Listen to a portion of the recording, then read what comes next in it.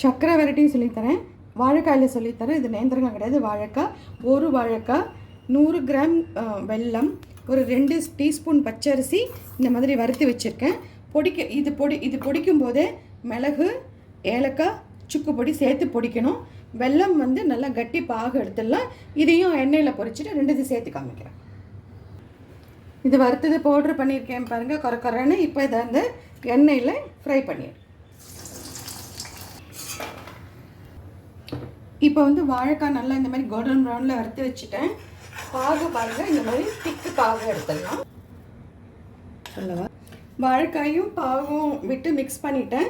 இந்த பவுடர் கொஞ்சம் கொஞ்சமாக தூவி கலந்து விடலாம். இது சூடு ஆற இந்த எல்லா பொடியும் எடுத்து வச்சதெல்லாம் போட்டு மிக்ஸ் பண்ணிவிடுங்க. ரா பனானா சக்கரை வரடி ரெடி ஆகிடுது. இதுமாரி செஞ்சு பாருங்கள். சாப்பிட்டு எப்படி இருக்குன்னு எனக்கு கமெண்ட்ஸ் கொடுங்க. Thank you, bye, take care.